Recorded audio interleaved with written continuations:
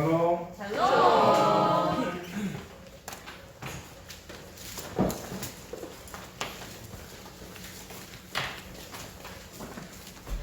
오늘 6월 20일 교회 예배를 함께 찬양드림으로써 시작하도록 하겠습니다. 오늘 찬송가 32장입니다.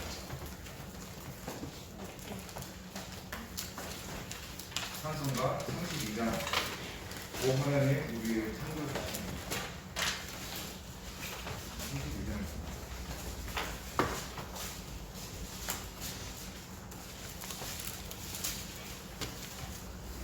하셨으면 하나님께 한 목소리로 찬양 올려드리겠습니다.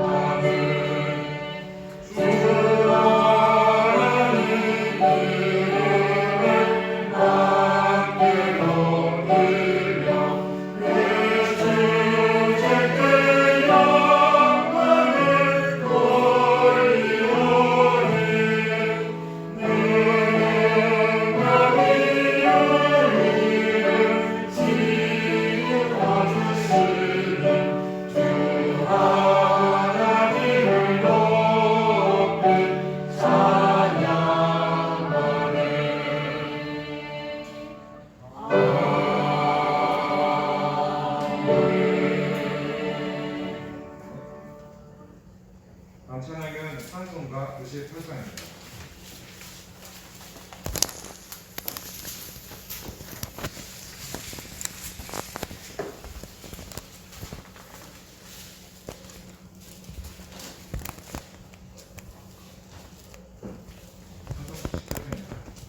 찬양 드리기 전에 우리 이 자리에 참석한 현대 자매들 향해서 서로 인사 나누도록 하겠습니다. 반갑습니다.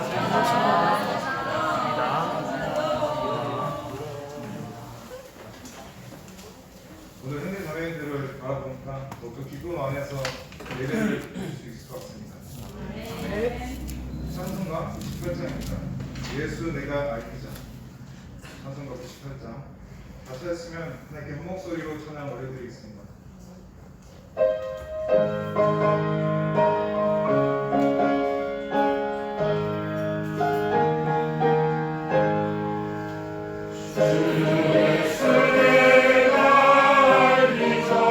날 먼저 사랑했네.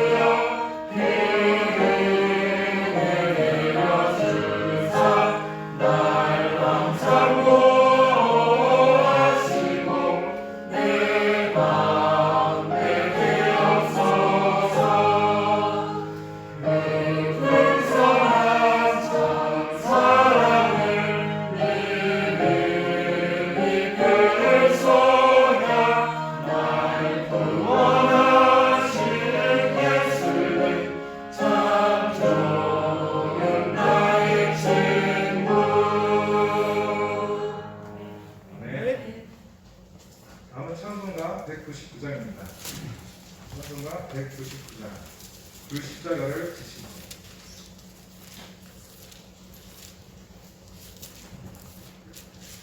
찬송가 199장 함께 찬양 올려드리겠습니다.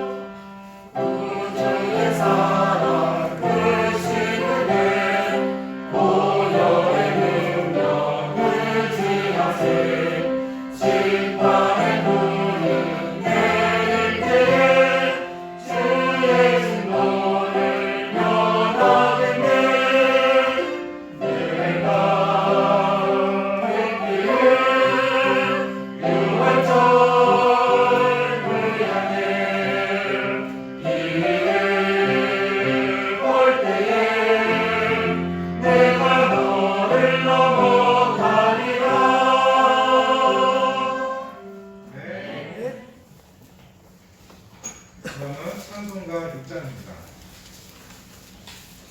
찬송가 6장.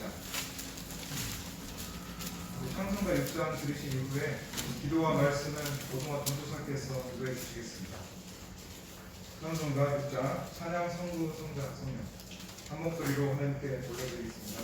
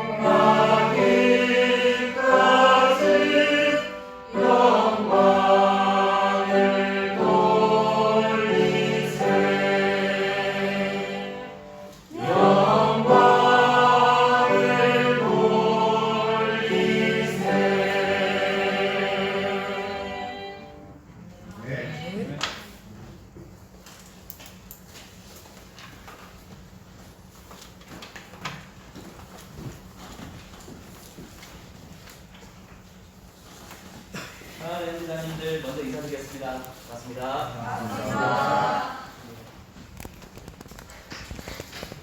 먼저 함께 기도드리는 게 오늘 주어진 말씀을 찾도록 하겠습니다. 함께 기도하겠습니다. 사랑과 의대로 성도들의 삶을 이끄시는 고마우신 하나님 아버지, 지나온 한 주간에도 저희 광주 다사랑교회 성도들을 하나님 눈동자같이 지켜 보호하여 주시고 자비하신 손길로 이끌어 주심으로 인해 오늘도 저희 모두가 예배의 산 제사를 드리게 하신 주님의 은혜를 기억하며 감사와 영광을 올려드립니다. 하늘에 속해 있는 백성으로서 이 땅을 살아가는 나그네와 같은 삶을 살고 있지만 때로는 지치고 고난 삶의 모습이 있고 또 주님의 말씀 앞에 순종하지 못한 부끄러움의 모습도 참으로 많은 저희들입니다. 그러나 언제나 저희를 사랑하시사 매주마다 합당한 말씀으로 교훈하여 주시는 주님을 이 시간에도 저희 모두가 바라봅니다. 주 성령께서 저희들의 마음을 활짝 열어주시고 마음에 있는 모든 소란한 소리와 가시밭길과 돌짝들을 제거해 주셔서 정말 사시고 참되신 하나님의 이 말씀들이 저희들의 심령 안에 깊이 심겨질 수 있도록 도와주시기를 소망합니다. 오늘 예배 가운데 함께하지 못한 주님의 자녀들 어느 곳에 있든지 간에 하나님 사랑의 품에 안아주시고 정말 그들의 심령을 주장하여 주심으로 그 있는 자리에서 하나님을 바라볼 수 있도록 도와주시기를 소망합니다. 오늘 강단에 선 이 부족한 자는 감춰주시고 주님의 말씀만이 드러나는 복된 은혜의 시간으로 채워주시기를 소망하옵고 사랑이 많으신 예수님의 이름으로 기도드립니다. 함께 호세아서 10장을 찾도록 하겠습니다. 구약 성경 호세아 10장입니다.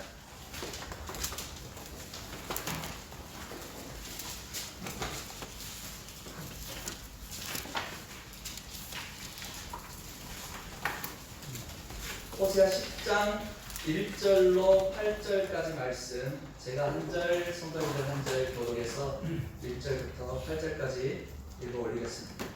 제가 먼저 읽습니다. 이스라엘은 열매 맺는 무성한 포도나무라. 그 열매가 많을수록 제단을 많게 하며 그 땅이 아름다울수록 주상을 아름답게 하도다. 저희가 그 마음을 품었으니 이제 죄를 받을 것이라. 하나님이 그 제단을 쳐서 깨뜨리시며 그 주상을 버리시리라. 저희가 이제 이르기를 우리가 여호와를 두려워 아니하므로 우리에게 왕이 없거니와 왕이 우리를 위하여 무엇을 하리오 하리로다. 저희가 헛된 말을 내며 거짓 맹세를 받아여 언약을 세우니 그 재판이 바리새인의 눈은 독한 인중들이로다. 사마리아 거민이 벳 아웬의 송아지를 인하여 두려워할 것이라.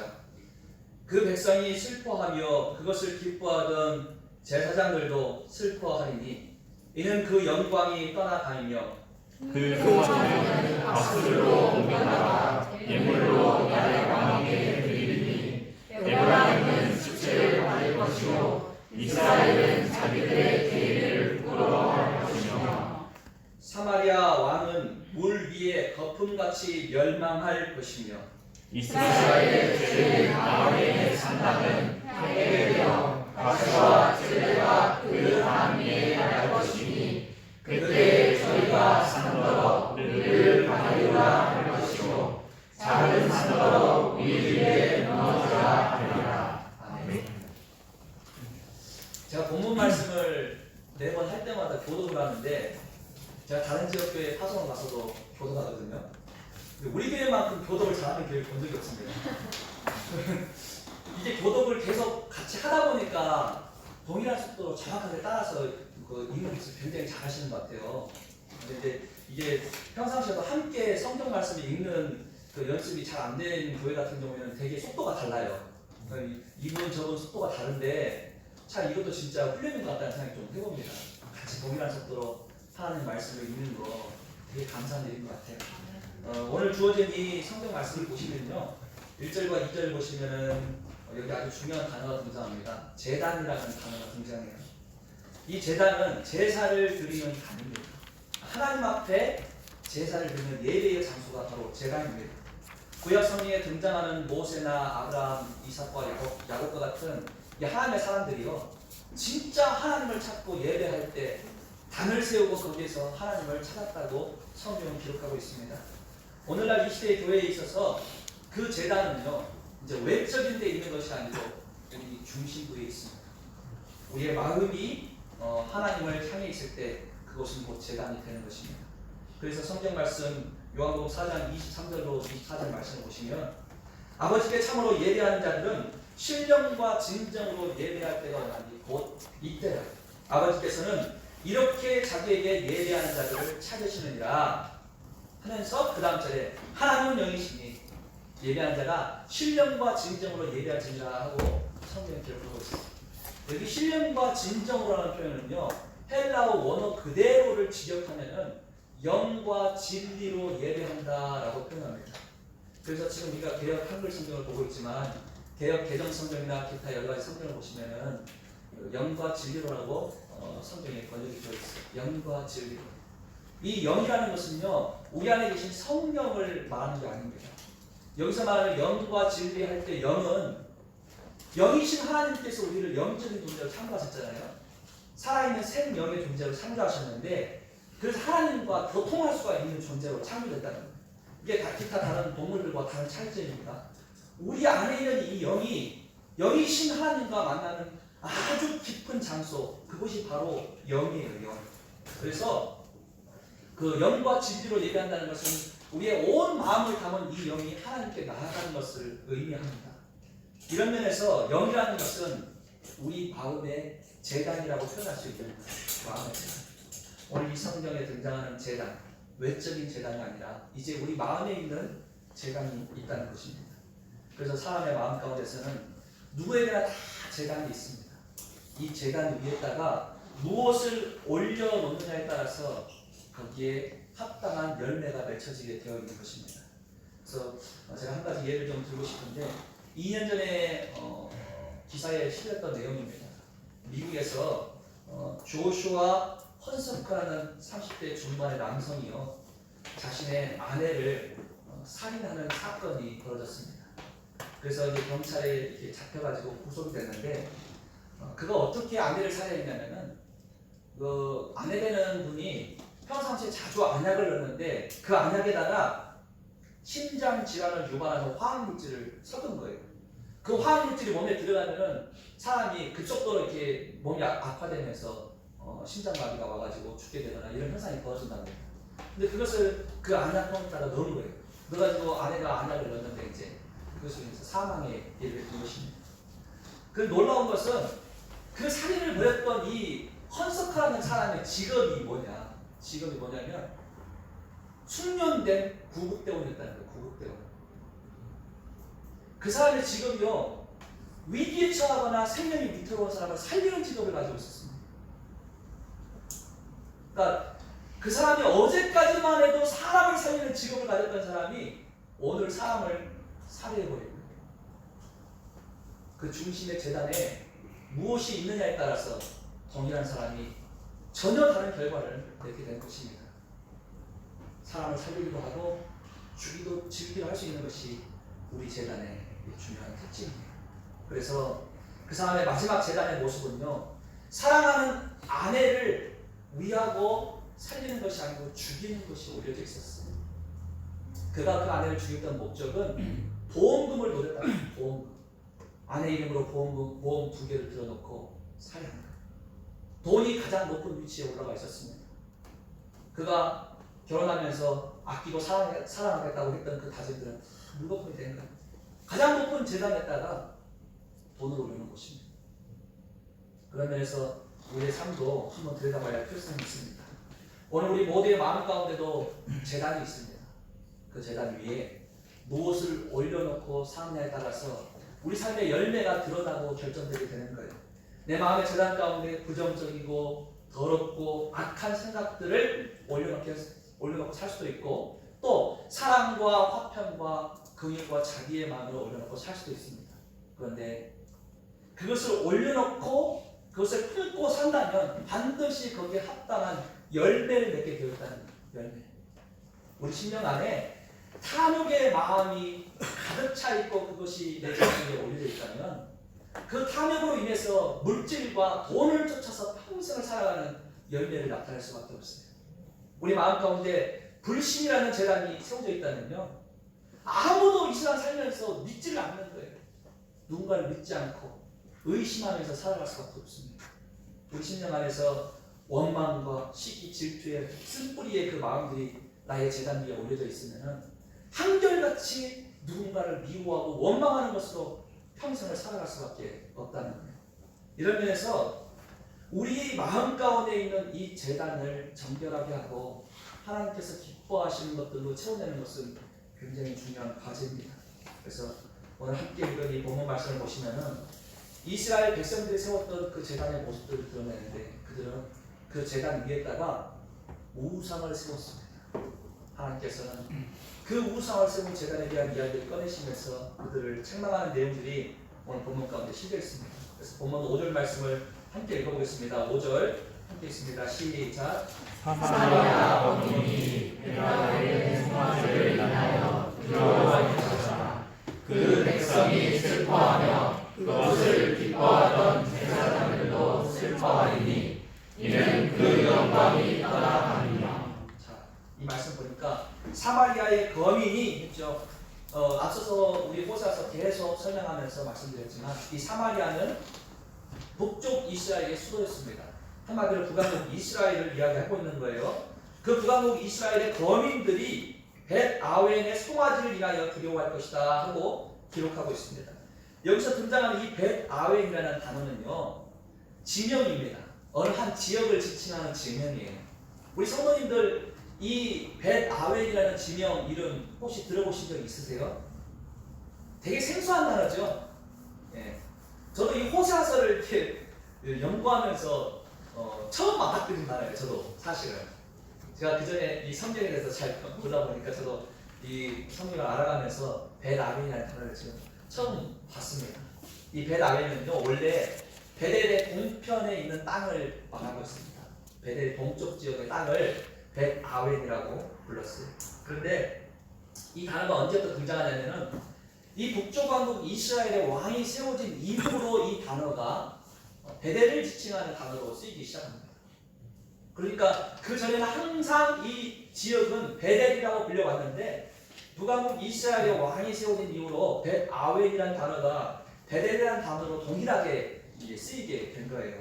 그래서 전통적으로 이 베델이라는 지역이 어떤 지역인지 우리가 확인해 봐야 합니다. 베델은요, 진짜 위대한 구약의 하나님의 사람들이 가장 먼저 하나님을 찾았던 장소, 예배의 장소가 바로 베델이었습니다.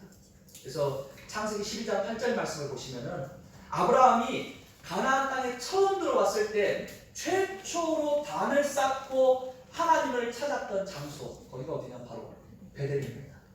거기에서 여호와의 이름을 불렀다 하고 창세기 12장 8절을 기록하고 있어요.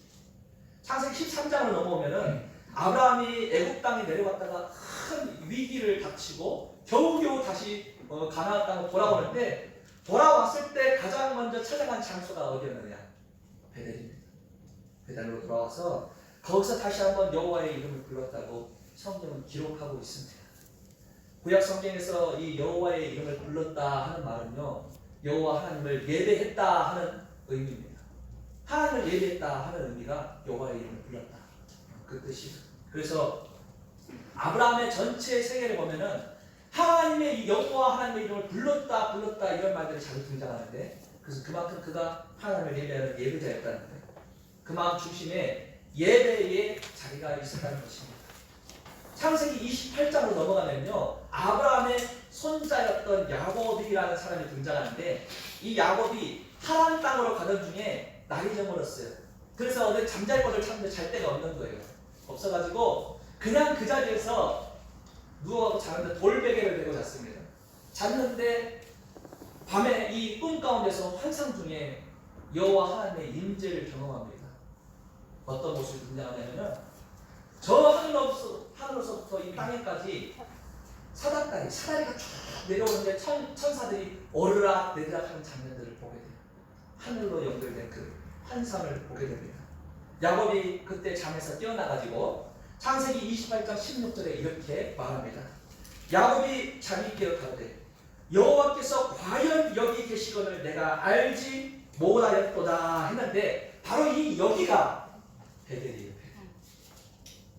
그래서 베델이라는 단어의 뜻은 뭐냐면요, 벳은 집이라는 뜻입니다. 벳은 집. 엘은 무엇이냐면 우리 성도들 잘 아시다시피 엘은 하나님을 의미합니다. 그래서 베델은 하나님의 집이에요. 베델이라는 이 장소는요, 여호와 하나님이 거하시는 처소가 바로 베델입니다. 베델. 하나님의 집이에요. 그렇기 때문에 하나님께서 여기 계셨는데 내가 알지 못했다 하고 야곱이 말했던 거예요. 뿐만 아니라 야곱이 이제 이 하란 땅을 거쳐가지고 한 20여 년의 세월을 방황하는 삶을 삽니다. 방황을 하고 다시 새로운 삶을 출발하려고 결심할 때 돌아왔던 지역, 그 지역이 어디냐, 바로 베델이에요. 그 창세기 35장을 보면은 야곱이 베델로 나아갔다 하고 성경에 기록하고 있습니다. 이런 측면에서 이 베델이라는 지역은 이스라엘의 위대한 하나님의 사람들이 하나님을 찾고 예배했던 장소입니다. 그래서 정말 그들의 삶이 흔들리고 괴롭고 위태롭고 어찌할 바를 모를 때 가장 먼저 생각나고 기억했던 장소, 그것이 베델이에요. 왜냐? 그것이 하나님의 집이기 때문입니다. 그런 이유 때문에 이제 사무엘상 7장으로 넘어가시면은 사무엘이 이스라엘을 다스리던 시대에 그 온 나라를 다스릴 때에 이 베델을 중심으로 해서 곳곳을 순회를 했다고 성경이 기록하고 있어요. 해마다 베델을 거쳐서 순회했다는 것을 사무엘상 7장 16절에 기록하고 있습니다. 이런 측면에서 베델은 한마디로 거룩한 장소입니다. 하나님의 임재가 있던 장소, 하나님의 집이라 불렸던 장소, 예배의 현장이 베델이었습니다. 그런데 오늘 본문 말씀에는 그 이름이 사라져버리고 벳아웬이라는 이름으로 불리고 있어요. 벳아웬. 이 벳아웬이라는 뜻은요, 조금 전에 벳이 뭐라고 했습니까? 집이라고 했죠. 아웬은요, 아웬은 죄악이라는 뜻입니다.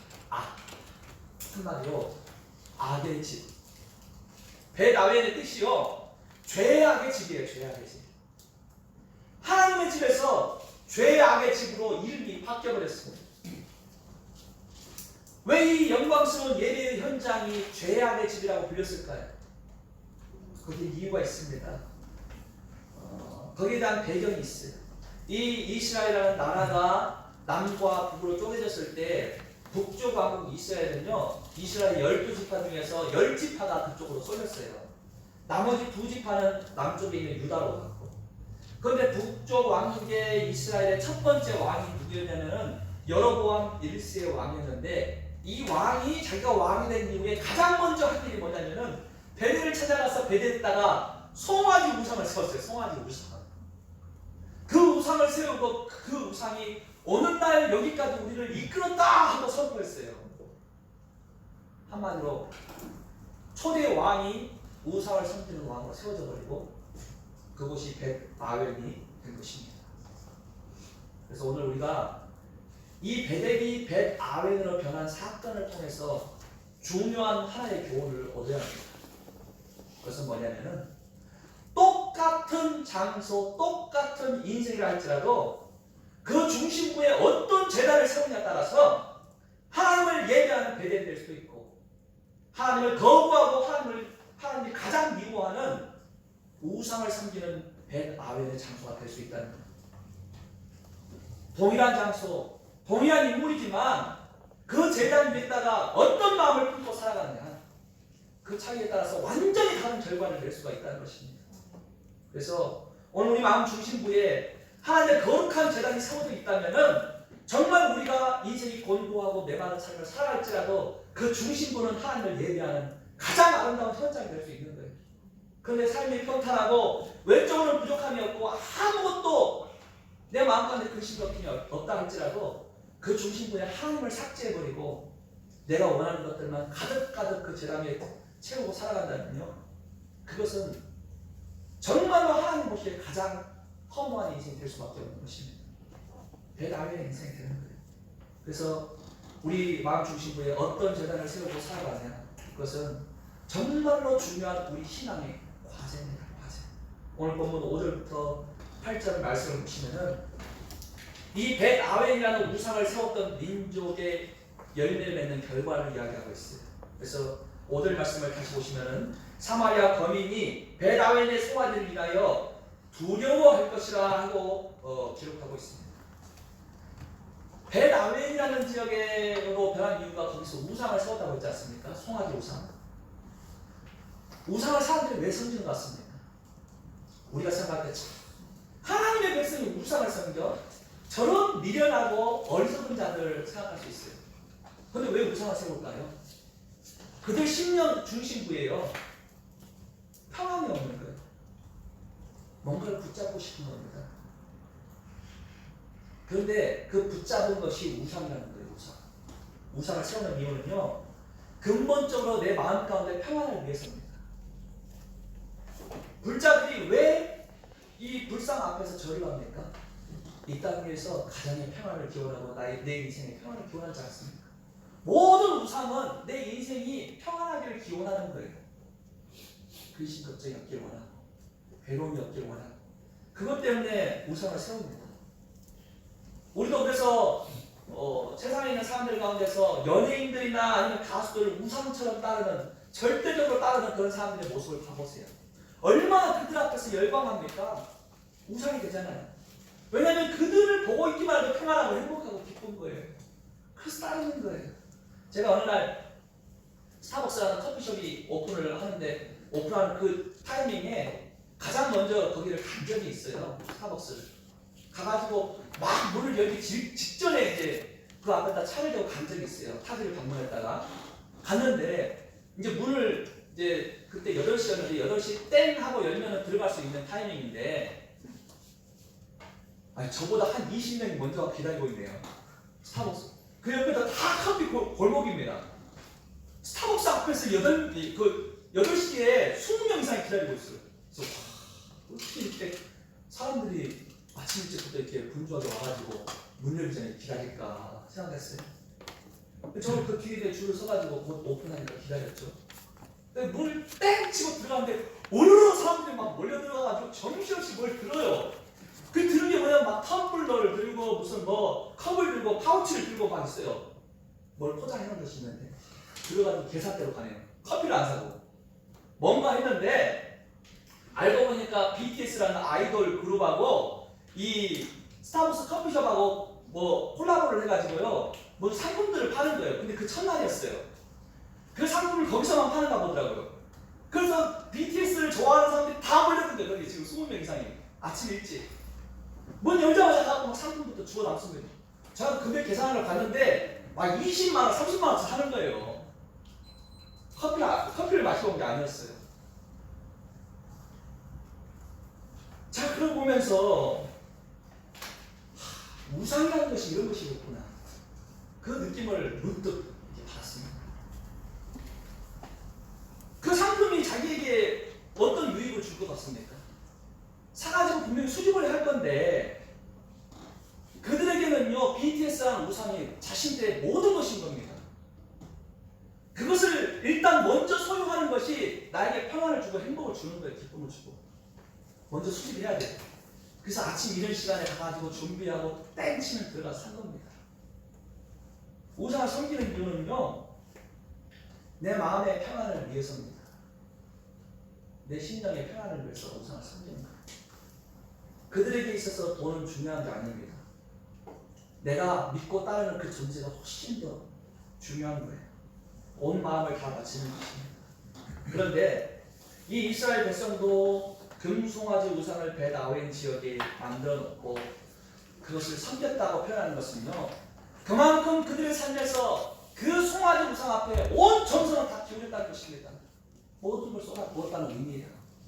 그 우상을 섬기기 위해서. 그런데 그 결과가 뭐라고 기록합니까? 벳아웬의 송아지를 인하여 그 다음 뭐라 그래요? 두려워할 것이다. 평안을 기원하고 온 마음을 다했는데요 결과가 뭐냐면 두려움이 닥치는 거예요. 두려움. 그리고 그 뒤에 보시면은 그 백성이 슬퍼하며 그것을 기뻐하던 제사장들도 슬퍼하리니 하고 슬픔이 찾아온다고 기록하고 있어요. 내 마음의 심령의 평안을 기원하고 모든 것을 쏟아붓는 우상이었는데 그 결과물이 두려움과 슬픔으로 닥쳐오는 것입니다. 그리고 5절 후반부를 보면은 하나님 그 영광이 떠나가게 된다고 기록하고 있습니다. 하나님께서 이 민족과 함께 했던 모든 찬란했던 그 영광들이 다 떠나가 버리고 수치와 부끄러움과 멸망이 그들 앞에 닥칠 것을 6절과 7절이 또 기록하고 있습니다. 그들이 자랑했던 금송아지 우상은요, 훗날 아수르 왕에게 바쳐질 것이고 수치를 받게 될 것이다. 사마리아의 땅을 다스리던 왕들은 물거품같이 사라져버릴 것이다 하고 기록하고 있는 거예요. 그리고 8절에 가서 이렇게 말씀합니다. 8절에 이스라엘의 죄된 아벨의 산당은 폐괴되어 가시와 젤레가 그 단 위에 날 것이니 하고 기록합니다. 이 아벨이라는 뜻이 죄악이라고 그랬죠. 죄악. 저나 우리 성도님들 심령 안에 거듭난 하나님의 백성임에도 불구하고요, 하나님 앞에서 내가 믿고 따르는 어떤 특별한 것, 내가 간절하게 찾는 또 다른 나만의 우상이 있다면 그것은요, 결과적으로 나에게 기쁨을 줄 것 같지만 기쁨을 주지 못합니다. 나의 우상이 내 자녀가 될 수 있고 가족이 될 수 있고 내가 어떤 이루고자 하는 목표가 될 수 있어요. 그런데 그것이 전혀 하나님이 기뻐하시는 길과는 상관없고 오히려 하나님보다 우선시되는 우상이 되어버린다면 그것은 내 인생에 기쁨을 주지는 못한다는 것입니다. 더욱더 큰 불안감을 조성하고 아픔과 고통의 인생이 될 수가 있다는 거예요. 8절 후반부 말씀 보시면은 이들이 결과적으로 어떻게 외쳤냐면은 그때 저희가 산더러 우리를 가리우라 할 것이요 작은 산더러 우리 위에 무너지라 하리라 하고 기록하고 있어요. 얼마나 그들에게 닥쳐왔던 그 우상을 섬기는 열매 결과 고통스러웠던지 산들아 우리 앞에 차라리 무너져 버려라. 그냥 생을 막아가고 싶다. 무너져라. 그와 같은 고통에 절규하는 결과로 나타났어요. 그래서 우리가 남은 생애를 살아가는 가운데 진짜 심령의 평안을 누리고 행복하고 기쁨을 누리기 위해서는 내가 꿈꾸고 소망하는 내 삶의 목적이 하나님보다 우위에 있거나 우선순위가 되면 안 됩니다. 그것은 우리 신앙인으로서 봤을 때는 굉장히 불행한 삶이에요. 안타까운 삶. 하나님의 기쁨을 누리지 못하는 삶입니다.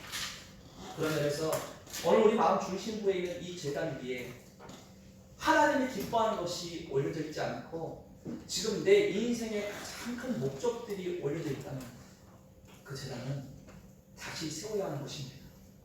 다시 한번 거룩하게 하고 가게 세워야 하는 장소, 그런 장소가 되어야 해요. 겉모양만 그럴듯하게 꾸민다고 되는 것이 아닙니다. 우리의 중심부 마음에 있는 이 제단이 하나님 앞에 바르게 세워지는 것, 그게 우리 신앙에서 굉장히 중요한 일이라는 거예요. 그래서 우리 교회가 변화되는 것도 마찬가지입니다. 하나님의 교회가요, 뭔가 잘 되기 위해서 외적인 프로그램을 바꾸거나 교회를 멋지게 치장하는 것, 그것도 사실은 충분히 중요한 부분이 될 수 있겠지만 그것 자체는 거치기만 하는 것입니다. 하나님의 기쁨이 되는 우선순위가 아니에요. 진짜는 이 교회 안에 있는 성도들의 중심부가 하나님을 향하고 하나님을 예배하는 장소가 먼저 되어야 하는 것입니다.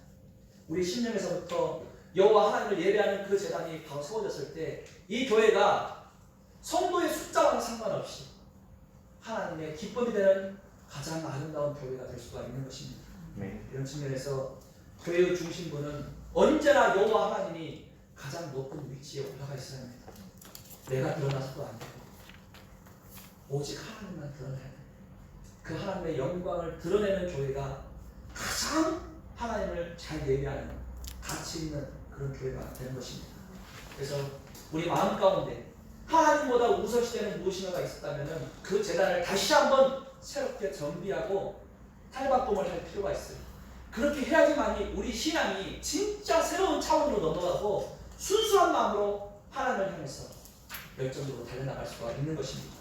그렇다면 어떻게 할 때 우리가 이 중심부에 있는 수시로 드러나는 나를 드러내고 내가 뭔가를 따르고자 하는 이 나 중심적인 벳 아웰의 삶을 떨쳐내버리고 진짜 하나님만을 바라보는 베델의 삶으로 나아갈 수가 있겠습니까? 어떻게 할 때? 그래서 오늘 본문 말씀 가운데서 우리가 좀 해답을 좀 찾아보고 싶습니다. 세 가지 측면을 살펴보고 싶은데 첫 번째가 뭐냐면은 우리 삶이 진짜 여호와 하나님의 집, 베델의 집이 되기 위해서는 계속 하나님과 엇박자를 타는 이 어긋나 있는 나의 삶을 내 마음 가운데 있는 하나님과 반대되는 길을 택해왔던 내 삶을 돌이키고 그와 같은 마음을 청산해버려야 돼요. 우리 신앙이요, 하나님과 엇박자를 타버리면요 언제나 하나님 편으로 가는 것 같지만 다른 길을 가고 있을 때가 많습니다. 쉽게 얘기해서 하나님 뜻과 반대로 가는 경우가 굉장히 많아요. 내가 신앙생활을 하고 있다고 말하지만 신앙이 아니라 내 중심적인 사고가 내 삶을 끌고 가는 경우가 참 많다는 것입니다. 본문 1절 말씀을 함께 읽어보겠습니다. 1절 시작. 이스라엘은 열매 맺는 무성한 포도나무다. 그 열매가 많을수록 재단을 많게 하며 그 땅이 아름다울수록 주상을 아름답게 하도다. 예. 이 말씀을 보시면 이스라엘은요 열매를 맺는 무성한 포도나무다 하고 이야기하고 있죠. 하나님께서는 이 선택받은 민족에게 충분히 많은 축복을, 은혜를 부어주셨습니다. 그래서 이 민족은 열매를 맺을 수밖에 없는 참 복된 무성한 포도나무였어요. 하나님의 은혜를 참 많이 받은 백성이었습니다. 그런 백성으로 세상을 살아간다면 이 백성들은 어떤 삶의 자세로 하나님을 대하겠습니까? 언제나 주님의 그 은혜에 감격하고 감사하고 주님께 영광을 올려드리는 삶으로 나아가야 정상일 거예요. 그와 같은 충만한 은혜를 받았기 때문에. 그런데 이들은요 어떻게 했냐면은 열매가 많을수록 재단을 많게 하며 그 땅이 아름다울수록 주상을 아름답게 했다 기록하고 있어요. 이게 뭐냐면은 그들에게 충분한 은혜가 부어지면 부어질수록 재단을 많게 했다는 것이 뭐냐면 우상을 섬기는 단이 늘려나갔다는 거예요. 자, 이스라엘 첫 번째로 했던 일이 그 여로보암 1세가 베델에다 송아지 우상을 세웠다고 했지 않습니까? 그 재단이 계속 늘려갔어요. 야, 우리가 우상을 섬기면 잘 돼. 많이 만들어야 돼. 우상의 재단을 많이 늘려갔어요. 그리고 그 땅이 아름다울수록 주상을 아름답게 했다는 것은요, 이 주상은 그 우상을 섬기는 돌 기둥입니다. 그 돌 기둥을 멋지게 포장했다는 거예요. 멋지게. 오히려 더 화려하게 해가지고 그 우상을 섬겨버렸다는 것입니다. 하나님의 이 마음을 모르고 하나님께서 나에게 주신 이 은혜를 반박할 뿐 아니라 하나님 가장 싫어하는 우상 섬기는 것을 더 극대화시킨 거예요. 더 이들의 삶이 잘 되면 잘 될수록 하나님과는 정반대편의 길을 걸어버린 겁니다. 극단으로 갈린 거예요. 극단. 왜 이와 같은 현상이 발생했냐면 그들 중심부가 이미 근본적으로 하나님을 향한 재단이 아니었기 때문에 마음에서부터 하나님과 멀어져 있었어요. 마음이 비뚤어져 있었습니다. 하나님의 진실한 그 순전하신 그 하나님의 마음을 몰라버린 거예요. 모르고 내 생각, 내 뜻대로 우상만을 세워냈어요. 우리도 이 신앙의 길 위해서 예배한다고 말하고 예배자라고 말하고 그리스도인이라고 말하지만요, 실제로 하나님의 뜻을 고민하지 않고 내 생각대로 신앙의 길을 경영할 때가 굉장히 많습니다. 그와 같은 케이스가 구약에서 보면은 요나라는 사람에서 좀 찾아볼 수가 있어요. 요나. 하나님께서 이제 그 니느웨라는 사람들, 그 백성들이 악을 행하기 때문에 그들을 돌이키기 위해서 회개하라고 외치라고 요나를 니느웨로 보내는데 이 요나라는 사람이 니느웨를 가지 않고 어디로 가죠? 다시스로 가거든요. 다시스로 가는 배를 타고 도망가 버렸습니다. 하나님 명령에 불순종했어요. 하나님의 사람이. 그런데 하나님께서 다시 한번 요나에게 기회를 줘가지고 물고기 뱃속에 들어가게 해서 다시 물고기가 터지게 해가지고 나왔던 그 장소가 어디냐? 니느웨입니다. 니느웨에 이제 3일 길을 걸어가지고 이 요나가 이제 하나님의 뜻을 알고 가가지고 외쳤어요. 회개하라. 하나님의 뜻이 있다. 회개하라. 외쳤어요. 그랬더니 그 온 나라의 왕부터 시작해서 백성까지 굵은 베옷으로 갈아입고 하나님 앞에 회개하고 돌아온 거예요. 니느웨 백성들이. 그랬더니 요나가 화가 잔뜩 나고 했습니다. 내가 이럴 줄 알았습니다. 하나님. 이런 못돼 먹은 백성들 다시 또 돌이키려고 나를 보냈습니까? 한번 정신 바짝 차리게 심판 한번 해줘야지. 다시 회개했지 않습니까? 또 돌아오게 하고 또 잘못하면 또 용서할 거죠? 화가 잔뜩 나버린 거예요.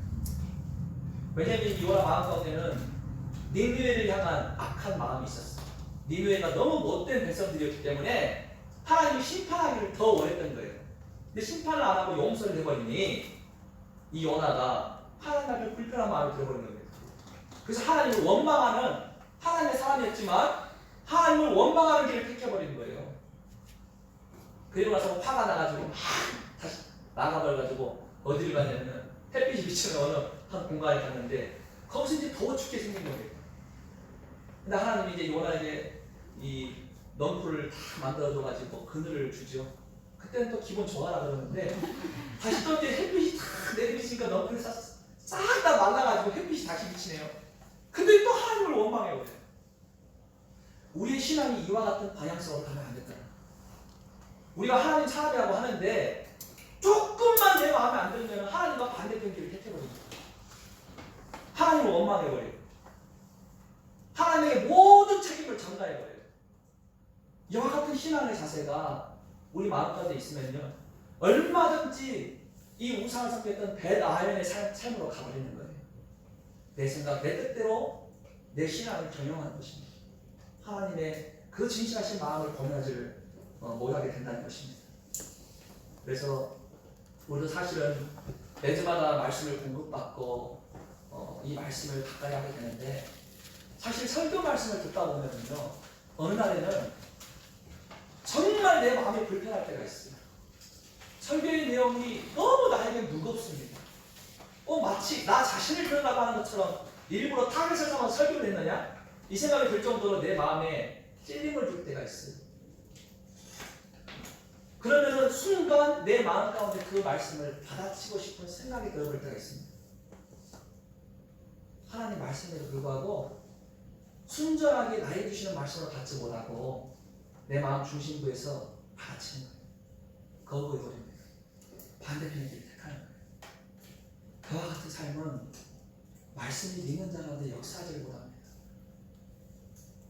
데살로니가 성도들이 하나님 앞에서 칭찬받던 이유는 그 말씀이 진짜 하나님 주신 말씀으로 받았기 때문에 그 말씀이 믿는 자 가운데 역사했다 성경에 기록하고 있어요. 어떤 말씀이든 간에 그 말씀이 나에게 찔림을 준다면 하나님이 나를 변화하기를 기대하시는구나 하고 순전한 마음으로 받을 수 있는 마음의 재단의 상태가 되어 있어야 해요. 그 재단이 아니라 반대되는 마음. 내 마음에 들면은 하나님께 순종하고 들지 않으면은 거부하고 하나님 말씀을 멀리버리고 받아치는 마음이 있다면요 그것이야말로 진짜 벳아웬의 재단인 거예요. 저도 항상 말씀을 들을 때마다 제가 설교 안 할 때는 타지에서 오실 때 가장 앞줄에 앉습니다. 그것은 뭐냐면은 가장 먼저 말씀을 받아먹고 싶은 제 안에 있는 또 다른 갈증이고 갈망입니다.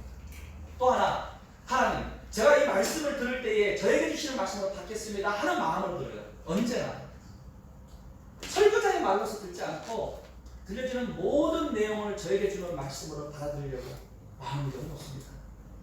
그런 마음의 상태가 되니까 내 자신에게 찔림을 주는 말씀을 받을 때 오히려 감사함이 들고 하나님께서 나에게 이걸 보여주시는구나 하는 마음이 먼저 들더라고요. 우리 삶이 마찬가지예요. 하나님 우리 앞에 은혜를 예비하시고 더 충만한 은혜를 부어주길 원하시면서 내 삶에 변화를 일으키십니다. 그럴 때는요 내 중심부에 있는 악한 것, 부족한 것, 연약한 것을 들춰내세요. 그런 말씀을 주십니다. 그럴 때에 우리 중심부가 내 삶이 진짜 하나님의 마음과 역행하는 길을 택하면 안 되고요.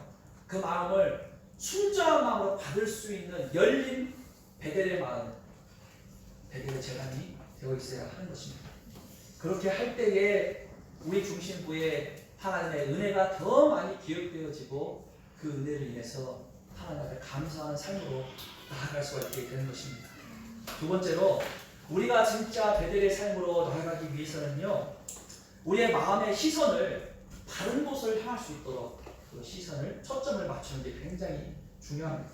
우리 마음의 초점을 시선을 다른 곳에 집중해야 한다는 겁니다. 내 마음의 문을 열어서 하나님 말씀을 받고 그 은혜에 감사하는 것 굉장히 중요합니다. 그런데 그 이후에 다른 곳을 향하고 그곳을 향해서 달려나아갈 수 있도록 이 초점을 딱 맞추는 것은 더더욱 중요한 일입니다. 그래서 우리가 2절 말씀을 한번 봐보시면은 2절을 같이 한번 읽어보겠습니다. 2절 시작. 저희가 두 마음을 품었으니 이제 죄를 받을 것이다. 하나님이 그 제단을 쳐서 깨주시며 그 주상을 헐어주시리라. 자, 아멘.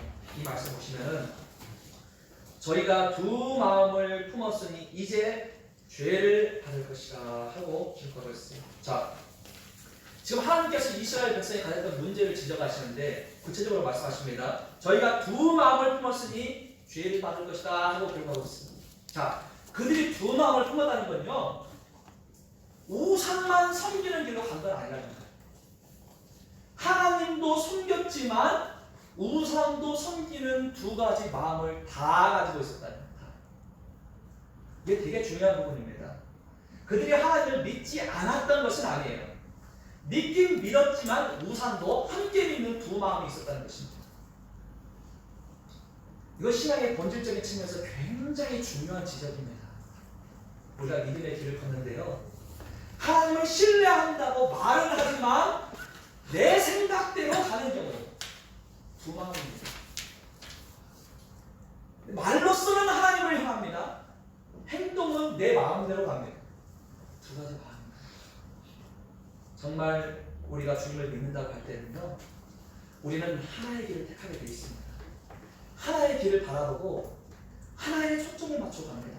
그 하나라고 하면 바로 하나님이 있는 곳입니다. 하나님을 바라보고 가는 거예요.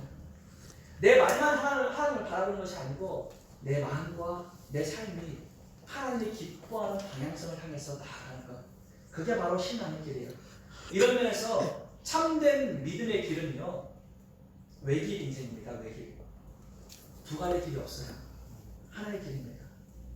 그래서 사실은 세상에 있는 많은 종교 집단과 하나님을 믿지 않는 사람들이 우리 하나님을 믿는 사람들을 향해서 너무 배타적이다라고 표현을 하잖아요.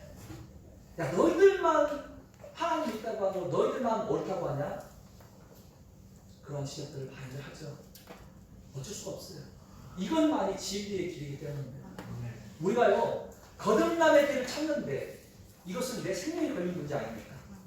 내 모든 것을 걸어서 영원한 생명의 길을 찾는데 두 가지 길로 가요? 그런 길은 없습니다. 진짜의 길은 하나예요. 그 길을 향해서 나의 모든 것을 거는 겁니다. 그리고 그 주님을 붙잡는 거예요. 내가 할 수 없기 때문에 모든 것을 예수님 십자가 보혈을 의지하고 거듭나는 것. 그게 구원입니다. 하나의 길을 택한 거예요. 우리가. 예수님도 구원받게 하는 구원자고 이분도 구원자고가 아니에요. 구원자는 하나밖에 없습니다. 한 분 예수 그리스도밖에 없잖아요. 그래서 우리가 하나의 길을 택해서 나아가는데 우리 믿음의 모든 선진들도 하나님만을 택해왔어요. 그런데 그들의 후손인 이스라엘은 두 마음을 푼 거예요. 두 가지 길을 택한 겁니다. 그들의 선진이었던 여호수아는 어떻게 말했는지 우리가 그것을 기억해 봐야 합니다. 성경 여호수아 말씀을 잠깐 가볼게요. 여호수아 24장을 가보겠습니다. 본문을 잡아주시고 여호수아 24장으로 가보겠습니다.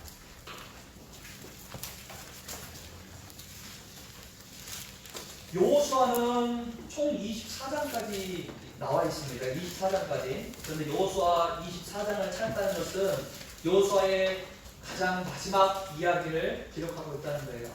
지금 이 24장은요, 23장, 24장이 하나님의 위대한 종이었던 여호수아의 마지막 고별 설교와 담겨진 장입니다. 그래서 24장을 보시면은 24장 14절부터 15절 말씀, 굉장히 중요한 말씀이에요. 우리에게 귀한 교훈을 주는 말씀인데 같이 한 목소리로 읽겠습니다. 14절 15절 한 목소리로 읽겠습니다. 시작. 그러므로 이제는 여호와를 경외하며 성실과 진정으로 그를 섬길 것이라. 너희의 멸조와 강한 전편과 애굽에서 섬기던 신들을 제하여 버리고 여호와만 섬기라. 만일 여호와를 섬기는 것이 너희에게 좋지 않게 보이거든 너희 멸조가 강한 저편에서 섬기던 신이든지 혹 너희의 거하는 땅 아모리 사람의 신이든지 너희 섬길 자를 오늘날 택하라. 오직 나와 내 집은 여호와를 섬기겠노라. 아멘. 14절에서 여호수아는 이렇게 말합니다.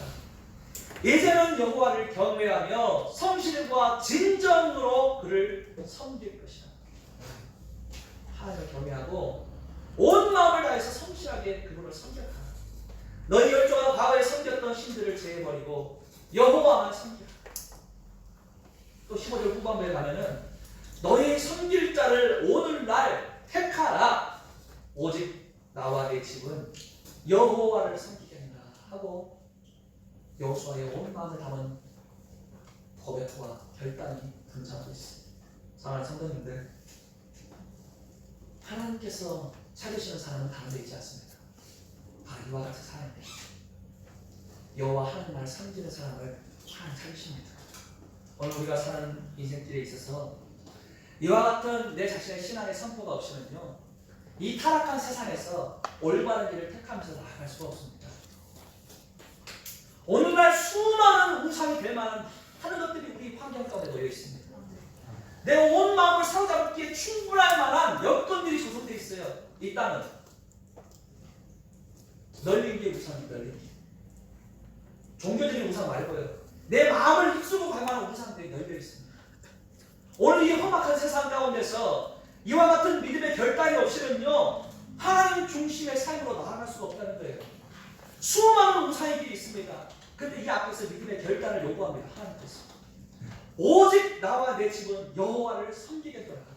나뿐만 아니라 내가 속한 이 모든 가정의 공동체 안에 있는 식구들이 하나님 한 분만 섬기겠다.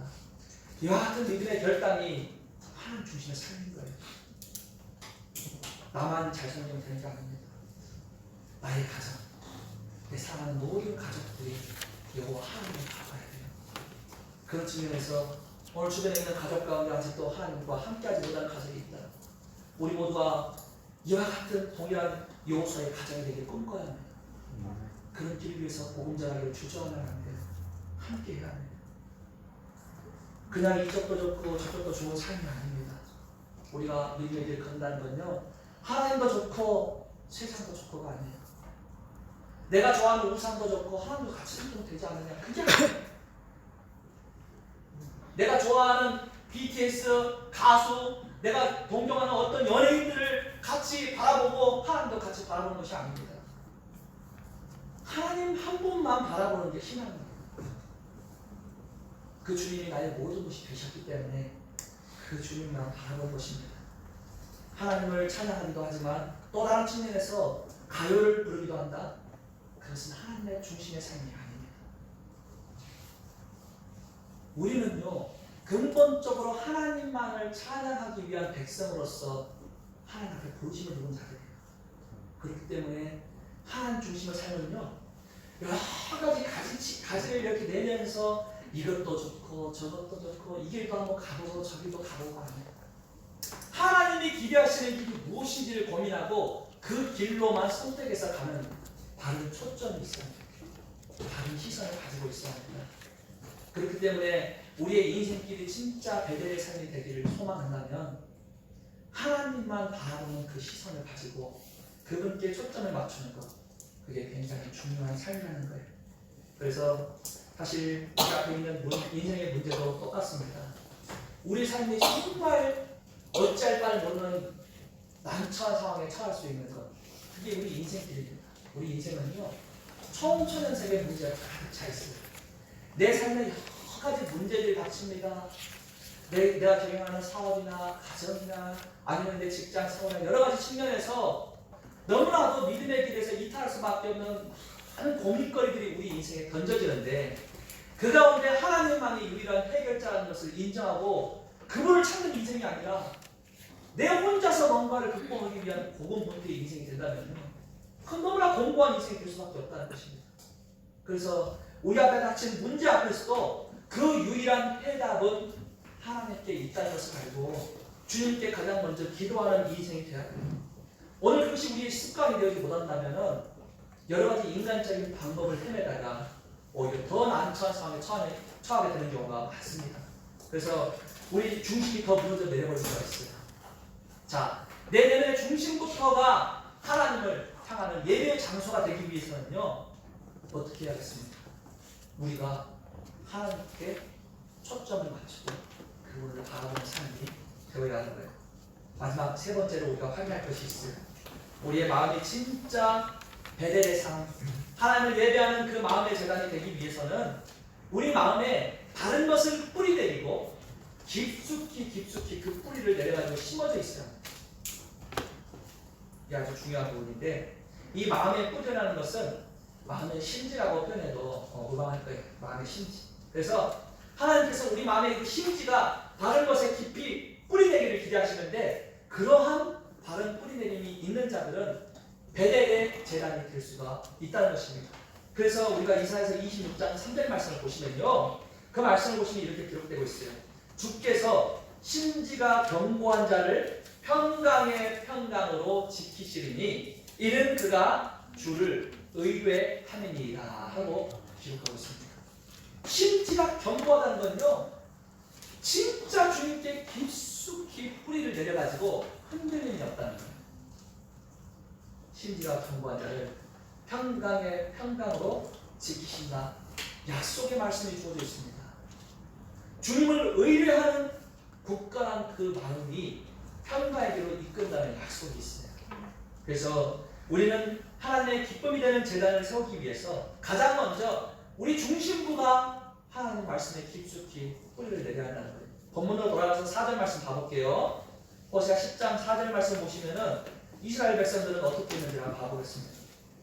본문 4절에 저희가 헛된 말을 내며 거짓 맹세를 바라여 언약을 세우니 하고 기록하고 있어요. 자, 여기도 보니까 이 백성이 하나님 앞에 언약을 세우는데 이 언약이요, 헛된 말을 내고 거짓 맹세를 했다는 거예요. 자, 이 백성이 하나님 앞에 약속을 했다는 것입니다. 약속. 우상 앞에만 약속한 것이 아니고, 하나님, 저 이렇게 살겠습니다. 약속을 해요. 근데 그 약속들이요, 헛된 말, 거짓 맹세였다는 것입니다. 오늘 우리 신앙도 어떻습니까? 우리가 교회 안에서 거하면서 믿음의 길을 걷지만 저마다 우리도 하나님 앞에 말씀 앞에서 어떤 결단을 하죠. 어떤 설교를 들으면 그래, 나 이렇게 한번 살아봐야지 하고 결단할 때도 있고, 나름대로 인생의 어떤 큰 실패를 맛보고 그래, 내가 하나님 뜻대로 살지 않아서 그래, 하나님 저희 앞으로 이렇게 살아보겠습니다 결단해.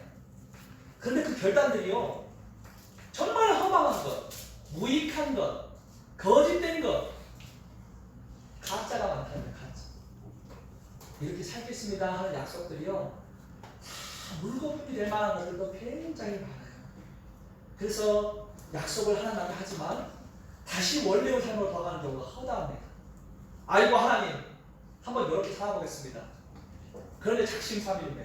조금 시간이 지나면 다시 원상복구, 똑같이 예전의 그 삶으로 돌아가거든요. 왜 이와 같은 문제들이 우리 신앙의 삶에서 매번 반복되느냐? 그 이유는요, 말씀 앞에 결단하지 못했기 때문입니다. 사실 구원이라는 것도요, 하나님 말씀을 통해서 이 말씀이 내 마음에 심겨진 채로 구원을 받잖아요. 흔들림이 없습니다. 흔들림이 없습니다. 왜냐하면 그 말씀이 내 약속이 돼가지고 마음에 깊이 뿌리를 내려버렸기 때문에 구원이 흔들리지 않아요. 그래서 우리가 말씀을 암송한다는 건 굉장히 중요한 겁니다. 매번 말씀을 읽는다는 건 굉장히 중요한 거예요. 우리 믿음의 결단도요, 이 약속의 말씀 앞에서 결단이 이루어지지 못하는 것은요, 전부 다 무익한 거예요. 내 생각대로 약속하는 것이기 때문이에요. 하나님 말씀 앞에서 이 말씀대로 살기를 결단하고 그 말씀을 마음에 심어버리면 그것은 싹이 나게 되어 있습니다.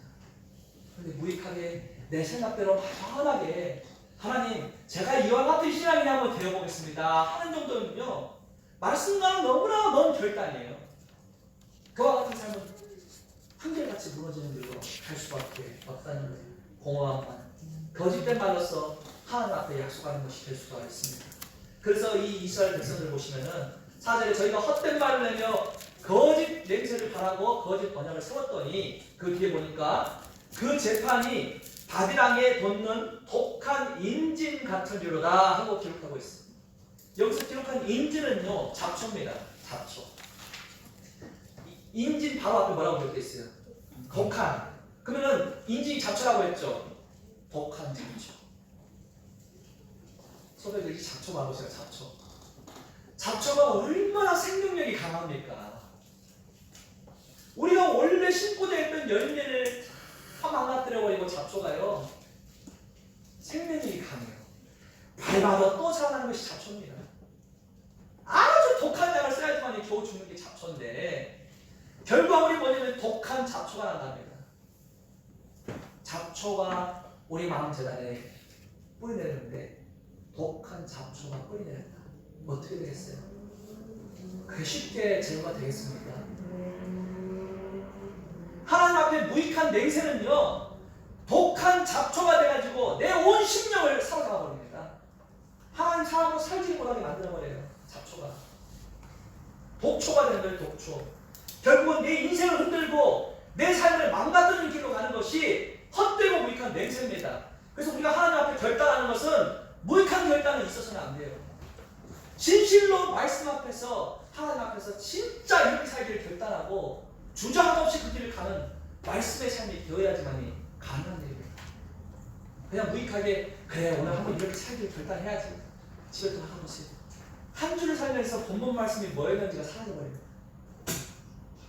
우리 성도님들 저도 동일한 도전을 할 테니까 성도들 같이 도전해봐요. 오늘 이 이스라엘 백성 앞에서 반면교사 살면서 우리가 어떤 삶을 살아야겠습니까? 진짜 말씀대로 살기를 결단해야 돼요. 하나님 기대하시는 삶은요 말씀대로 사는 삶입니다. 우리가 뿌리내는 삶은요 내 생각을 뿌리내는 것이 아니고 하나님 말씀을 내 중심의 재단에 뿌리내는 거예요. 말씀이 내 삶을 견고하게 뿌리내려가지고 흔들림이 없어야 합니다. 심지를 견고하게 하는 중심에는 말씀이 있어야 합니다. 하나님의 말씀. 그래서 세상의 풍조가 어떠하든 세상이 얼마나 많이 흔들리든 상관없어요. 얼마나 많은 사람들이 세상에 휩쓸려가고 흔들리든 상관없습니다. 이 말씀이 내 중심을 자리 잡으면 말씀은 견고한 터가 돼가지고 흔들림 없이 우리 믿음을 세워갈 수가 있게 되는 것이. 그래서 사랑하는 성도님들 혹여 우리 마음 중심의 재단 가운데 헛되고 무익한 것들을 뿌리내리고 있었다면 어서 그것을 빨리 제거해버려야 합니다. 제거하고 우리 마음 중심의 재단에 하나님 말씀을 심는 연습들을 해야 돼요. 말씀을 심는 연습. 말씀을 묵상하고 암송하는 연습들을 해봐야 합니다. 우리가 한 해를 마감하면서 제가 다른 건 못해도 말씀을 이만큼 암송을 한번 해봤고 이만큼 성경을 한번 읽어봤습니다 하는 간증들 최고의 간증 중에 하나입니다. 말씀을 가까이 하는 삶을 한 해 동안 살았다는 거 아닙니까? 얼마나 강한 사람들이에요. 우리 사랑하는 광교사 사랑교회 성도님들 말씀을 가까이 하고 말씀을 우리 중심 가운데 심는 연습들을 하십시다. 그러면서 이 말씀의 재단을 서로가 다 같이 세워나가다 보면요 하나님 예배하는 교회가 되고 하나님 기쁘게 하는 교회가 될 수밖에 없는 거예요. 우리 모두가 그 삶으로 나아가야만 합니다. 우리 마음 중심 위에 쓴뿌리를 심고 불평과 원망과 시기와 질투의 마음들을 심어낸다고 했어요. 평생의 삶이 괴로움 가운데 살아갑니다. 누군가를 증오하고 원망합니까? 그 원망은요 그 사람을 향하는 가시 같지만 결국 나를 향하는 가시예요. 나를 찌릅니다. 평생 원망 가운데 사는 게 얼마나 괴롭습니까? 얼마나 고통스러워요. 누군가를 저주하는 인생인데 내 인생의 목표만을 향해서 평생을 산다고 가봤어요. 평생 살아갔어요. 그 삶을 고군분투 했습니다. 하나님 앞에 갔어요. 여호와 하나님과 관계된 것이 아무것도 없어요. 단지 거듭남 하나밖에 안 남아있을 겁니다. 이런 삶은 하나님의 재단을 세워내는 삶이 아니에요. 진짜는 내 마음을 가득 채우고 있는 나 중심적인 모든 가시 엉망들을 다 제거해버리고 재단을 깨끗이 청소하는 거예요. 반듯하게 청소해가지고 그 중심에 말씀의 씨앗을 하나씩 심는 겁니다. 씨앗을 그 옥토 위에 심으면요 그 씨앗은 한결같이 아름다운 열매를 맺게 되어 있습니다. 우리가 시편 119편 11절 말씀에 이런 기록이 있다는 것을 기억해야 돼요. 내가 주께 범죄치 아니하리 하여 주의 말씀을 내 마음에 두어나이다. 또 105절에 가가지고는 주의 말씀이 내 발에 등이 되고 내 길에 빛이 된다 하고 간증해요. 오늘 우리 인생 앞에 수많은 어둠의 길이 있습니다. 한치 앞을 몰라요 우리가. 그런데 그 인생길 앞에서 주의 말씀이 내 발에 빛이 되고 등이 된다는데 얼마나 감사합니까? 내 한 걸음 앞을 다 비추고 있다는 걸 하나님 말씀이. 그 말씀이 내 길을 비추고 끌고 가고 있다는 거예요. 이 말씀을 가까이 하지 못한다면 어떻게 되겠습니까? 그 빛이 사라져버린 거예요. 어두운 가운데 한 걸음을 내딛는 겁니다. 얼마나 막막한 인생입니까? 주의 말씀을 내 안에 가까이 둬야 돼요.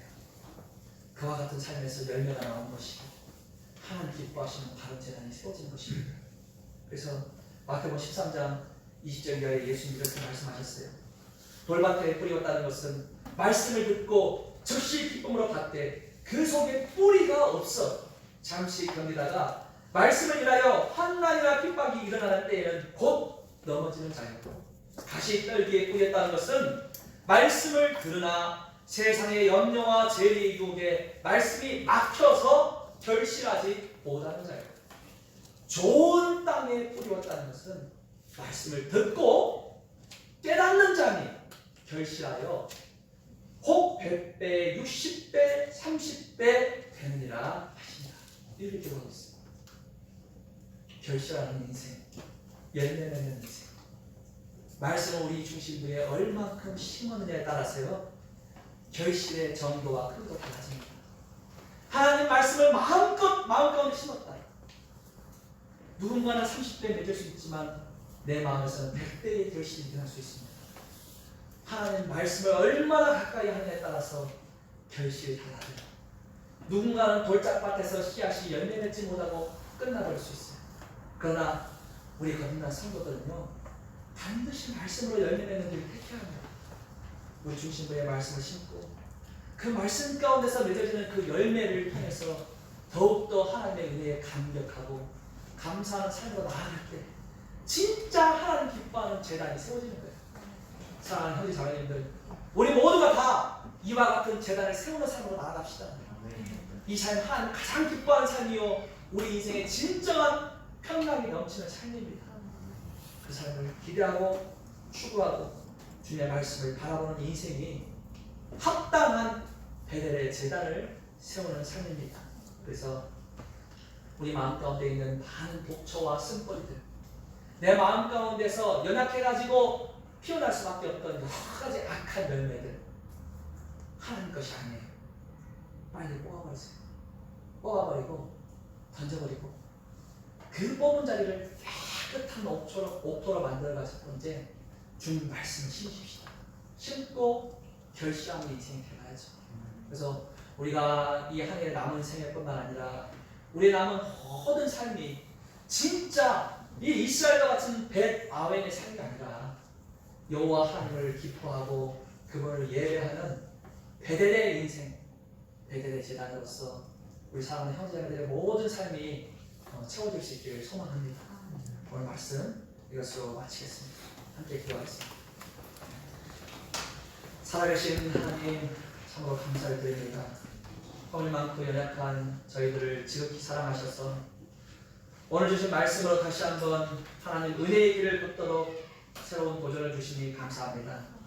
하나님 저희들의 심령이 주님의 거룩한 제단으로 세워지기를 원하시고 저희 마음 깊숙한 곳에서 말씀으로 깊이 뿌리내기를 원하시지만 저희들의 마음은 지금까지 공허한 다짐 속에서 거짓으로 뿌리낼 때도 참으로 많았음을 이 시간 정직하게 고백합니다. 또한 우리 마음 가운데 시기와 질투, 원망의 쓴뿌리가 더러는 있었음을 이 시간 또한 고백합니다. 그러나 오늘 하나님께서 주신 이 말씀 앞에서 저희들의 모든 연약함들을 고백하며 다시 한번 고백합니다. 하나님 저희들의 마음이 새롭게 세워지도록 역사해 주시고 저희들 심령 깊숙한 곳에 있는 모든 어두운 생각들을 성령의 능력으로 제거해 주시고 그 자리에 하나님 말씀을 심고 하나님 영광을 바라보고 나아갈 수 있도록 저희들 심령을 굳세게 세워주시기를 소망합니다. 사랑의 주님, 저희들의 삶과 가정과 교회가 정말 하나님의 다스리심 가운데서 바르게 세워지게 하시고 하나님 기뻐하시는 참된 예배자의 삶이 되게 하셔서 저희 마음의 모든 재단이 정말 하나님을 향하고 하나님을 예배하는 합당한 재단이 될 수 있도록 하나님 도와주시기를 바라고 원합니다. 저희들 가운데 크고 작은 육신의 질고를 지고 가는 성도들 하나님 익히 잘 아시오니 그들의 삶을 친히 돌봐주시고 하나님께서 치유하시는 그 손길로 속히 회복시켜 주셔서 정말 더욱더 그들의 삶이 주님을 영광을 올려드리고 주님을 더욱더 찬양하는 삶으로 나올 수 있도록 주님 그들의 삶과 함께하여 주시기를 바라고 원합니다. 저희 모든 성도들 다가오는 한 주의 삶 가운데서도 하나님 앞에서 참된 기쁨을 누리는 합당한 예배의 제단을 세우는 기쁜 일주일이 되게 하심으로 돌아오는 주일에 다 같이 만났을 때 합당한 예배자로서 만나서 더욱더 하나님의 영광을 드러낼 수 있도록 참으로 저희들의 모든 삶을 지도하시고 이끌어가 주시기를 소망하고 은혜와 풍성하신 예수님의 이름으로 기도드립니다. 아멘.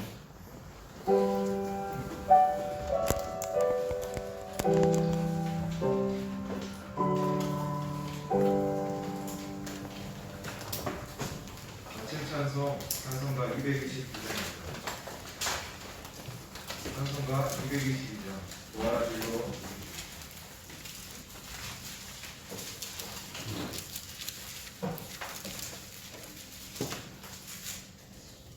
찬양 올려드리겠습니다.